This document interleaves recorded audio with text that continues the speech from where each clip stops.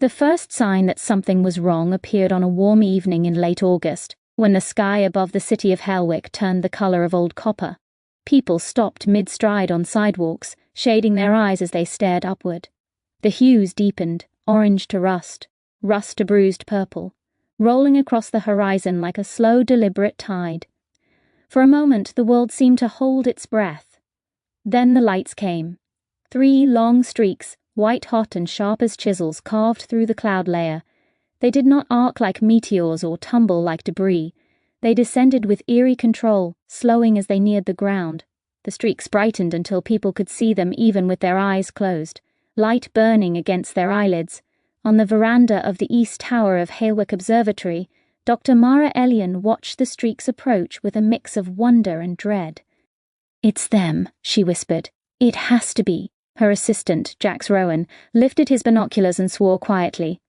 "That's no re-entry pattern I've ever seen. They're breaking."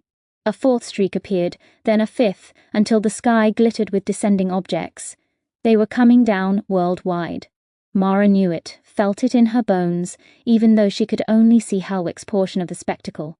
"Should we sound an alarm?" Jax asked, his voice tight. Mara didn't answer immediately. She didn't need to. The city below erupted into chaos as emergency sirens began to wail, and government channels across the planet lit up with the same message. Unknown objects entering atmosphere. Potential hostile contact. Shelter immediately. Mara's heart hammered. She had spent her career searching for life beyond Earth, hoping it existed, hoping it would one day extend a hand, or however it communicated, toward humanity. She had not imagined it would arrive like this. She turned to Jax. "We need to record everything." The first vessel touched down in a wheat field just outside the city.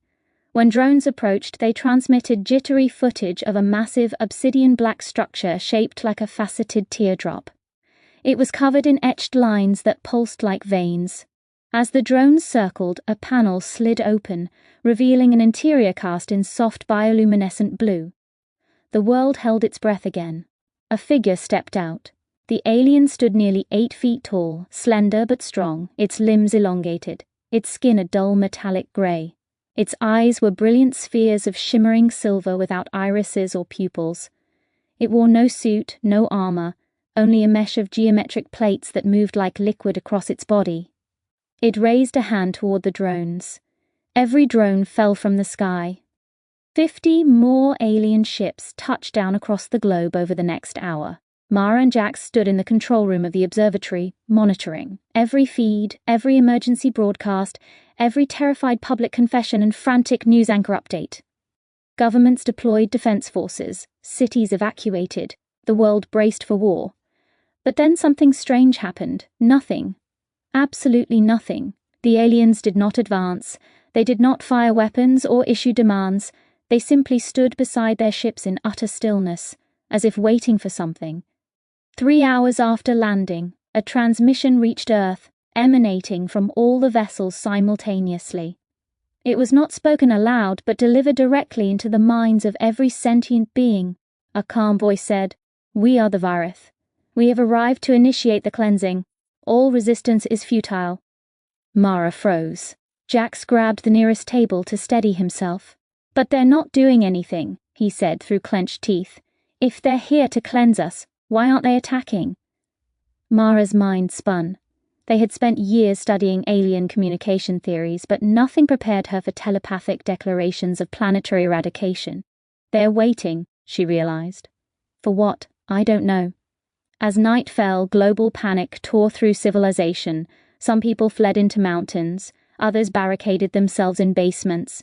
Governments launched negotiations but received only silence. Military forces surrounded alien landing sites, expecting an imminent strike. Mara, restless and desperate for answers, decided she needed to witness the ships firsthand. "Jax, we're going to the wheat field." "That is categorically insane." "Then stay here." He stared at her for a moment, then grabbed his coat. "I'm coming." They took Mara's old rover, a battered ground vehicle the color of forest moss. The ride out of the city was chaotic. People abandoning cars, setting up impromptu roadblocks, others praying in the streets. When they finally reached the outer farmlands, Mara saw the alien ship looming like a monolith, its surface humming with faint blue pulses. A lone Vireth stood nearby, unmoving. Mara approached cautiously. "My name is Dr. Mara Ellion," she said, though she doubted the alien could hear or understand her. Jax hissed, "Do not get closer." But Mara stepped forward. "Why are you here?" The alien turned its head slightly. A voice entered her mind. "The cleansing will begin when the signal stabilizes."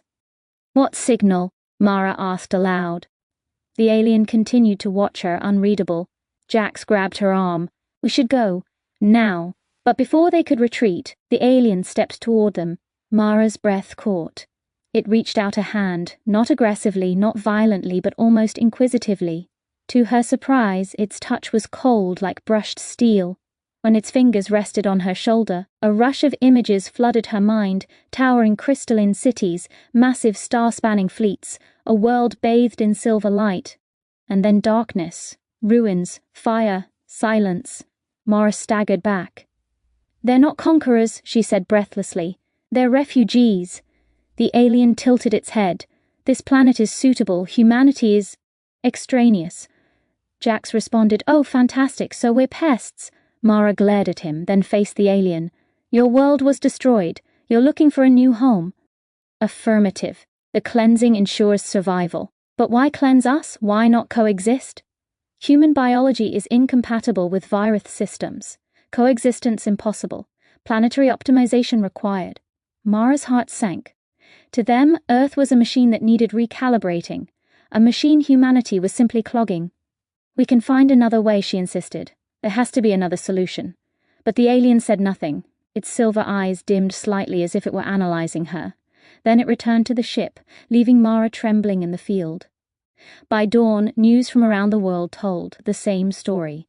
The Vireth were preparing something. Their ships began to resonate with a deep subsonic vibration, shaking nearby structures. Animals fled in droves. The air thickened with charged particles. "The signal," Mara said in the observatory, watching the global feeds. "It's building towards something." Jax stared at her. "We're about to be vaporized, aren't we?" But Mara wasn't listening. She was staring at waveforms, telemetry, anything she could get her hands on. There was a pattern in the resonance, an oscillating rhythm that didn't align with weapon activation or energy charging. "It's wrong," she realized. "This isn't an attack sequence." Jax raised a brow. "Then what is it?" "They're calling for reinforcements."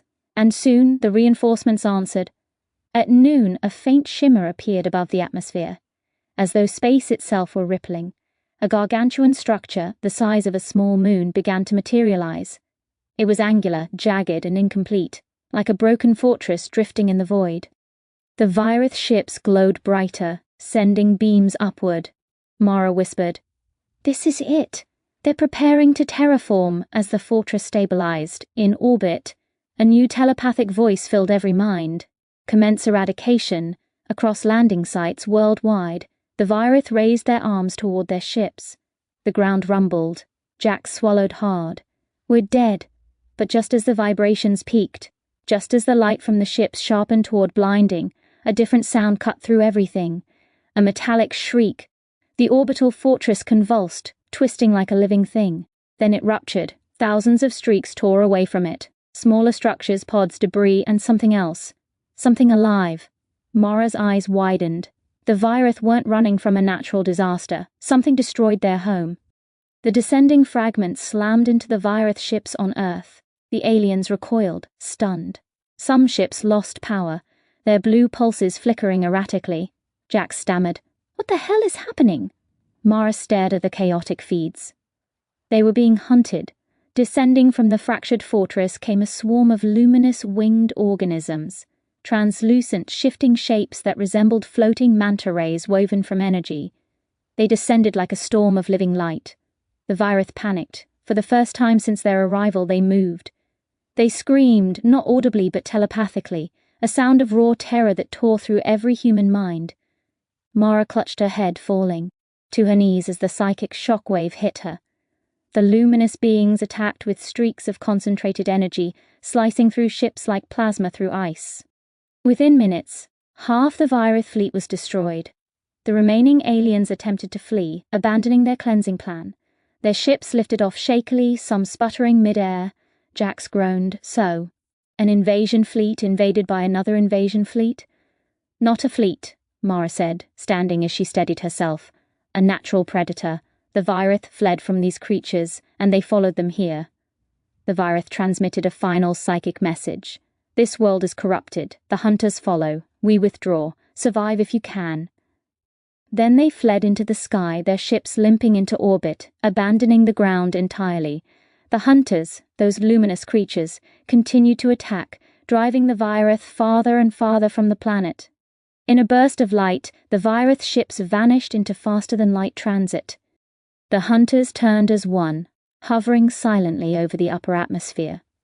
For several tense minutes, the world waited, breath held, hearts pounding, but the luminous beings did not descend. They shimmered quietly, then drifted upward, dispersing into the void like glowing embers carried away by cosmic wind. And then, they were gone. The next day, humanity awoke to a fractured but intact world. The Vireth ships lay in ruins across farmland and coastlines. Global militaries cautiously approached, discovering deactivated hulls and abandoned technology. The aliens had left in a hurry, leaving behind artifacts that scientists immediately clamored to study. Mara stood once again in the wheat field, staring at the vessel that had nearly erased humanity. Its once pulsing veins were dark now. The Vireth that had touched her was gone. Jax crossed his arms. So the invasion ended because someone bigger crashed the party. Mara shook her head. It ended because the Vireth made a mistake. They brought their predators with them. Do you think they'll come back? Mara exhaled slowly. If they do, it won't be peacefully. Jax grimaced. And the giant energy manta rays? Think they'll return? Mara looked into the sky. The memory of their shimmering wings still burned into her mind. I hope not, she said. But the universe is bigger and stranger than we realized. She turned toward the broken ship. But it also means we're not alone. And whatever else is out there, it knows about us now. Jax managed a shaky laugh. Comforting. Mara smiled faintly, though her chest tightened with the weight of it all. We survived because the universe wasn't paying attention to us. But now it is. She picked up a loose piece of alien plating, its surface smooth and warm. She didn't know whether it was a relic of salvation or a warning of future catastrophe. But she knew this: Earth had entered a new cosmic era, one where invasions could end before they began, one where humanity had glimpsed horrors and wonders beyond imagination, and one where the sky, once a comforting blanket of stars, now held mysteries far more terrifying and beautiful than anyone had dreamed. Mara closed her eyes, breathing in the cool morning air. The next time they come, she murmured, we'll be ready.